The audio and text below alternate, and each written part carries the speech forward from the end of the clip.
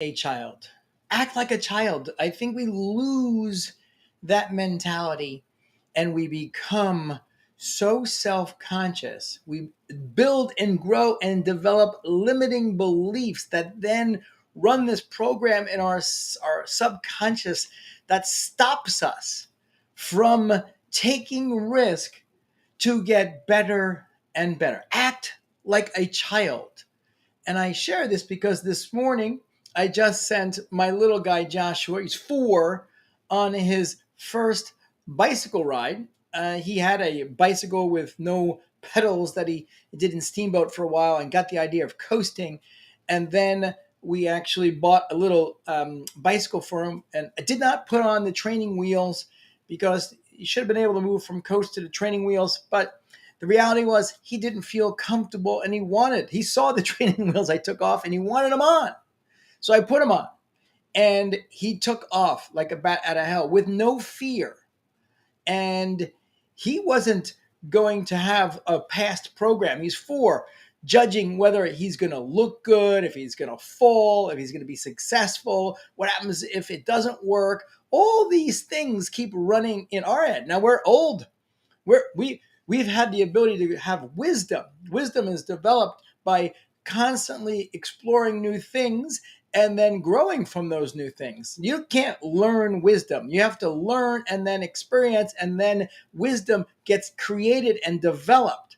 But so you but and it's a two thing, but and so wisdom is great. It helps us avoid mistakes. Like, for instance, wisdom is great when it comes to investing, right? Because if you think about where we are in this stock market cycle and this real estate real estate cycle, yellow lights, danger. Now, you might not think that's the case, but I've been in the stock market. I started in 1987, 32 years, and I can tell you one thing that is absolutely guaranteed. Interest rates go down, stock market goes up. Interest rates go up, stock market goes down. You look at the data, it's a fact. So do you want to fight that? Interest rates are going up.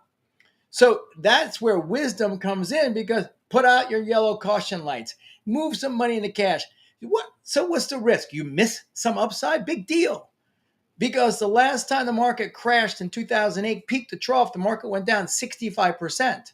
And at that time, back then, I was running money. We got out at 17%, stopped out 100% cash. Our clients were like, wow, this is great.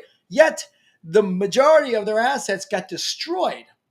And some called up and just said, I need to get my cash. Not because you didn't do a great job putting us in cash, because I got margin calls and things are exploding and all assets are down.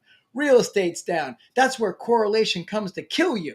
Now, I've gotten a little deep into financial acumen, but the idea is that you learn from experience and you create wisdom. But on the other flip side of that, you also learn from your failures, and it creates limiting beliefs. These are programs that stop you from taking the risk the next time.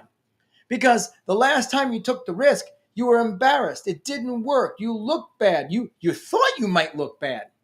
And why do I share this morning is because we are running a LinkedIn Done With You, Done For You content program. We've taken just about 100 clients through it. And I'm working hand in hand right now with about 60 different clients, and they're all amazing. They're the super rock stars of the world. Yet, what comes up during this process, because we're helping them understand how to create powerful content, what comes up is, I don't know what to say. I don't know how to say it. I don't feel comfortable in front of a camera. This is going to take me a long time. What happens if I make a mistake? What are other people going to think of me? And so this is real. I'm really right now in a conversation with a gentleman who sold a couple different companies, one gigantic tech company for a ton of money, and then sold another information company. And so now he's got a group, a mastermind, and he's got a newsletter, and it's his thing. His newsletter is his thing. It's great content. It's his own flair. He's been writing for 30 years. He's smart as hell. And now I'm saying, okay, let's let the world know about you, and let's put out some content on LinkedIn. So all of a sudden, what comes up? Well, if I put out free content on LinkedIn, is it going to cannibalize what I'm putting out in my newsletter? Is there going to be this valuation or devaluation of my newsletter? Are people that are paying for the newsletter going to feel like, oh, I can get the content on LinkedIn? So there's all these conversations that come about, okay, how do I add value to the world and not jeopardize what I'm doing? That's number one. But number two, he does his own writing. And so what we're contemplating is utilizing one of my writing teams to put out good content. It's not going to be his content because no one can write like him, but it's solid content about what he believes in. And so this has been going back and forth. And now, after he's interviewed some of his folks have now convinced him of what he already knew. So he already thought and subconsciously that, this is not going to work. And then he found people that were going to say, okay, this is not going to work also, to come back and say, well, this is not going to work. That's how our brain works. So the reality is what could this gentleman do? Now, he's missing out on one of the greatest opportunities ever to put out amazing content on LinkedIn. But what could he do? He could put out good content that's separate from the newsletter. It is additional content that is more general, but still adds value to the world, because that's what he has. He has the ability to add value to the world. So this machine over here, which is LinkedIn, would be running and running beautifully, and he'd get millions of views of his content on LinkedIn. Yes, we're at the point where we can actually guarantee you'll get 1 million views, or we'll keep working for free. And that would help educate the world. Financial acumen, business acumen. The world needs that more than ever. He provides service to the world, and he could still actually compartmentalize his paid newsletter and his membership. They don't compete with each other. One doesn't degrade the other, or one doesn't, it doesn't even have really a direct correlation. It's, yes, him on his newsletter and him on LinkedIn. So it's him, but you're not going to change the world in producing content on how we teach on LinkedIn. We teach our clients, we want to produce a 2-minute video. That's it. Or a 150-word post. So what are you going to actually do? You're going to change the world by 2 minutes at a clip? No. The objective is not to change the world. The objective is to add one valuable nugget to the world on a consistent basis. One little nugget. So how does one nugget negatively impact his brilliance in his newsletter? It can't. But there is this subconscious thing going on that's causing this disconnect. That's how our subconscious affects how we show up in the world. Now, I have other clients that are very self-conscious about their accent, perhaps. I've got a New York accent. So, big deal.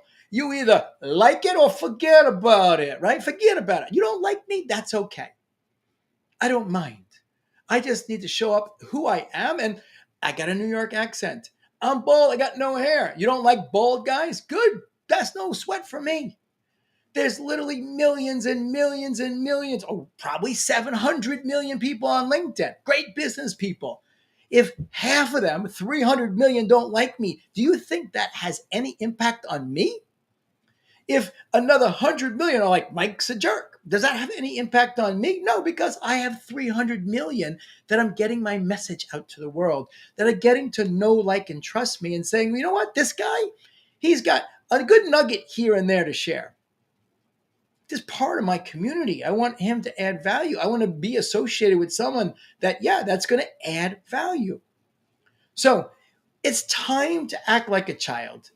It's time to let go of these things that are stopping us, these limiting beliefs, and just step in. Might you look like a jerk? Maybe. Might you say something that's a little uncanny that maybe you wouldn't say? Sure. Might you slap yourself in the face on video? Will Smith, I did it for you. There you go. Hit me again.